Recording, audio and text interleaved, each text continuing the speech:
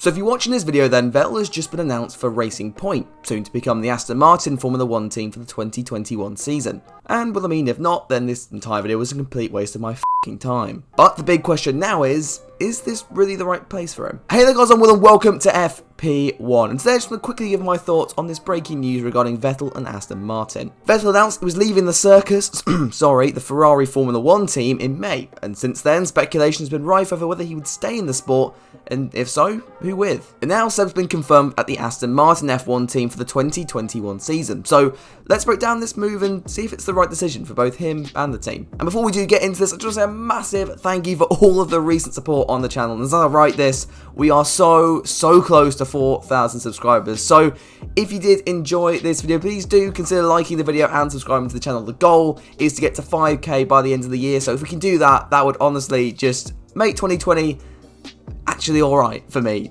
So yeah, if you do enjoy what you see, do consider subscribing. But yeah, let's jump into this then. So let's start then from the team's perspective. Racing Point are going to be inheriting a driver who, on his day at least, can be one of the fastest on the grid.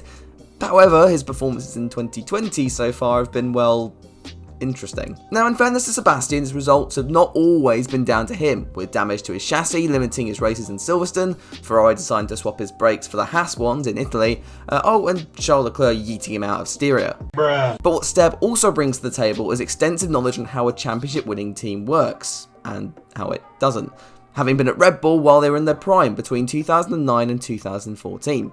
Now, this is the sort of knowledge that Aston Martin really need, with the team already committing to big changes in the future by expanding their factory base in Silverstone. Now, you might say that outgoing driver Sergio Perez could give the same information, though he spent the majority of his career at midfield teams, with the exception of McLaren in 2013 when they were, well, shit. The Racing Point operation has been showing signs of strong improvement, even if that does mean copying last year's championship winning Mercedes. But what the team now needs is an experienced hand to continue to steer them in that right direction, and really, that's exactly what Vettel brings to the table. Remember also that Aston Martin, they want to come in with a bang, and what better way to do that than sign a 4-time world champion? However, there is always the chance that Vettel doesn't perform, and if this happens, we could see things go the other way. Now, remember that Aston Martin have ousted one of the most popular drivers of the grid in Sergio Perez, and if he fails to land anywhere else in F1 and Vettel continues to, well, has been mellow.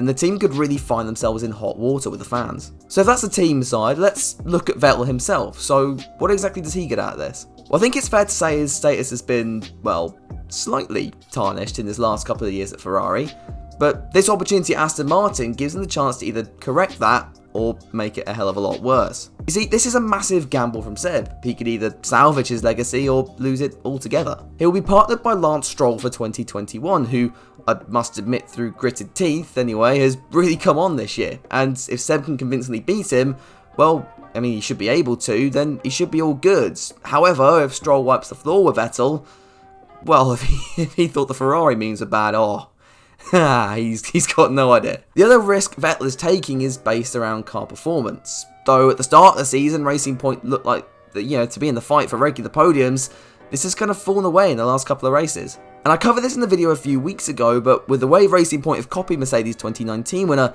there's a lot less room for development. This has been made worse by the fact that Racing Point are being forced to keep the majority of their 2020 car in 2021. Now, if you want to see more info on this, I'll link the full video down in the description, also in the top right corner. But basically, at the rate of development the other teams are increasing, it's looking like Aston could find themselves in the lower half of the midfield by the end of 2021. Then again, that's probably still better than where Ferrari are going to be. Bruh. However, what we do now know is that Vettel signed a multi-year contract, meaning he'll stay with the team into 2022 as well. Well, I mean, Perez signed a multi-year contract, but let's say they stick to this one. You see, this is really where we could see Vettel's move properly pay off. Though in 2022, Aston won't be able to copy any championship winners, the team have got a history of doing well out of technical regulations. They've also been very good at getting a lot of performance out of a small budget. And if you want proof of this, just look at 2016 and 17, where they finished 4th despite entering the seasons under financial difficulties. So now they've got Lawrence Stroll on board and have saved a lot of money by taking influence from other teams. That leaves a lot of cash in the bank to direct towards the new regulations in 2022. And with all those regulations aiming to even out the field, driver talent should become more of a significant factor. So having a strong lineup of Vettel and Stroll, Jesus, did I really just say that? And anyway, the strong lineup could do wonders if the new regs, work as they're designed to. So let's answer that question in the title of this video. Is Racing Point really the right place for Sebastian Vettel? And the answer is, probably. Well, Vettel's currently sat in a car and a team that are making him look, well, frankly, stupid. And his options now are either to retire and let that be the end of his story, or take a risk and see if he can save his career at Aston Martin. And it's a bit of a risk in fairness, but personally I still feel like Sebastian has a lot left to give in the sport. And if the team do make a big step up with the new regulations, he could find himself actually beating his old team Ferrari. If I'm honest, given how they've treated him this year, that would make me pretty happy. But hey, that's my thoughts anyway on this entire situation. Let me know what you think down in the comments, whether you think this is the right move for Vettel, or whether Sergio should have been kept for another year and, well, stuck with his contract anyway.